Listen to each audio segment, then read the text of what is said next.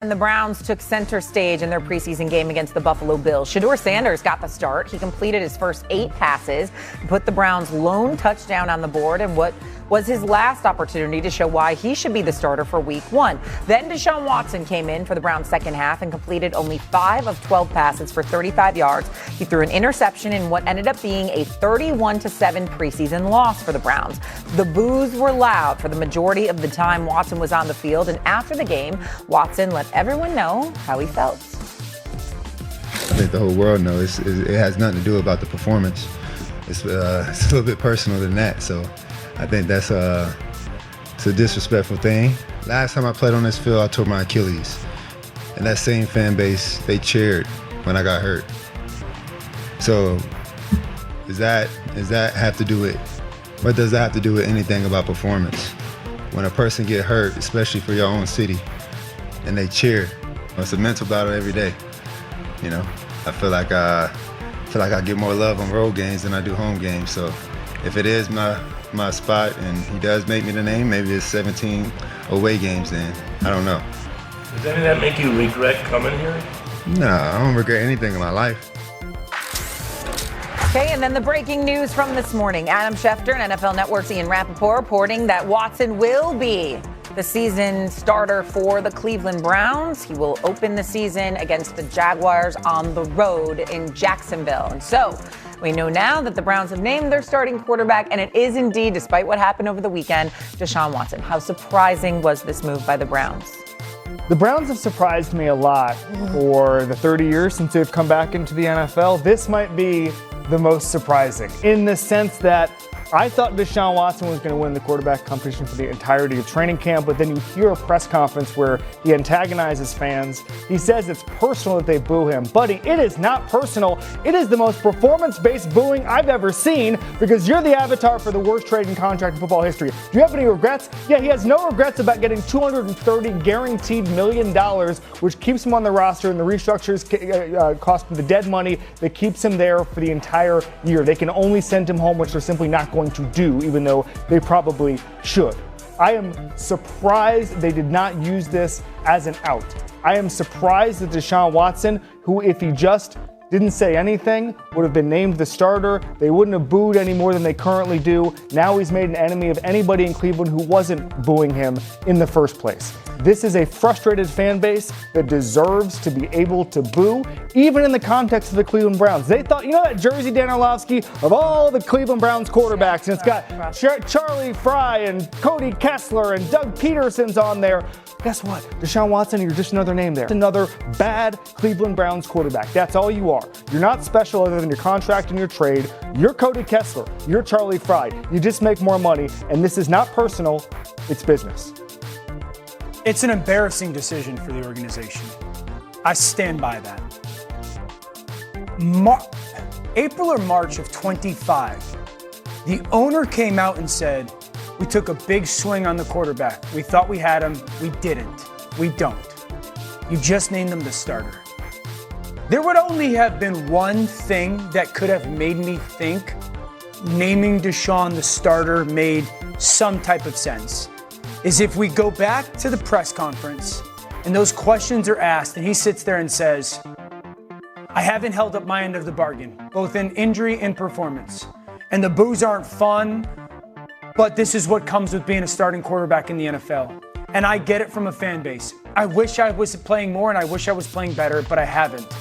And it's not enjoyable to go through, but I'm going through it. And I haven't done enough. If he had done that, and maybe in a small moment, at least from a football perspective, endeared himself to a fan base that works, takes money from work, and goes and cheers. If he had done that, I would have said, you know what, from a football thought, at least I haven't been at practice every day. I can only see those 2 games. I would have thought it's pretty close between him and Shedeur Sanders. Sure, if you want to start the veteran, start the veteran. But once that moment happens, there's nothing more that organization could have done to disrespect its majority of its fan base than to name him the starting quarterback. There's nothing more that they could have done. To hear the response for whatever reason, and those fans are entitled to respond however they want, to hear the response and then make that decision, you're telling the fans you don't matter. And that's a massive mistake. I think when I look at this situation, no, I'm not surprised. I expected Deshaun to be the starter. I think, Kevin, you said if he had just kept his mouth quiet, he would have been the starter. And I think therein lies the point. Todd Monken said yesterday to local reporters that press conference was not going to factor into the decision. They were going to look at the full body of work since Todd Monken has been on the team, has been the head coach of the team. I think when you say this move shows fans that we don't care what you think, my counter to that, and I agree with you, but my counter to that is this is an organization that traded 3 first-round picks for Deshaun Watson and gave him $230 million guaranteed, knowing that all of that stuff is hanging in the balance with the legal issues and all that. They did that anyway, knowing that it would cause a rift. Could be in their own building and within the fan base. And yet still, as somebody who was in Cleveland when Deshaun was traded for, there were fans. A lot of the fans who were booing yesterday were cheering him when they finally got him because they thought they had a franchise guy. Sure. So because everybody was able to overlook all the legal issues, this is not personal, it's about football. And if Deshaun, to your question earlier, Shay, if Deshaun is able to play well, I think a lot of these fans will be fine with that because what they want to see is competent football play. Now, him playing well, how does that complicate their future going forward? Does it matter? Because they still don't, does Shedeur ever see the field? Do they keep him? Do they go after Archie Manning? All the things are still in the air, but I don't see this as a surprise.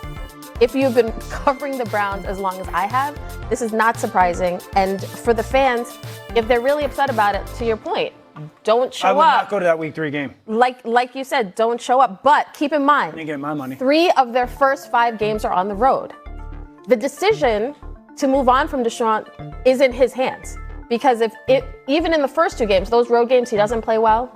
They have a home game. You're gonna look at that situation again and think, should we move on to Shedeur sooner than later? I mean, can't we all agree we're going to see Shedeur Sanders this season? This guy has missed how many games? 49 games for the Cleveland Browns? 19 games total that he's played. Yes, but and I want to be very clear. I think the world of Todd Monken as a coach. I don't know him as a dude, but he comes across as a 10. I know him as a dude. He's a 12. He's a 15. Same with Andrew Berry. Yeah. Same with Andrew Berry. Yes. This wasn't a competition. I'm not dumb enough to think that this was a competition.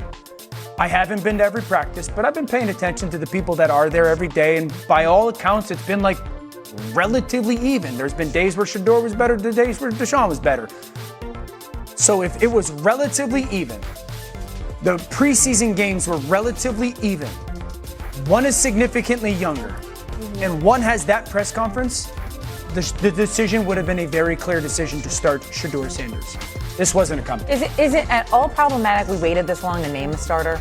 Maybe we could have avoided some of this had we done this sooner. I'm asking the crowd here. Because all this coming on the heels of this weekend does feel a little like ugh. I'm sure in hindsight they wish they had named him the starter on Thursday before he even got to the mic, right? But at the end of the day, I think this speaks to the fact that Deshaun Watson, a veteran quarterback, is even in a neck-and-neck competition with Shedeur Sanders, a 5th-round pick, who we knew would need some seasoning. He would need time to develop and get used to an NFL system. The fact that that was even neck-and-neck to me was a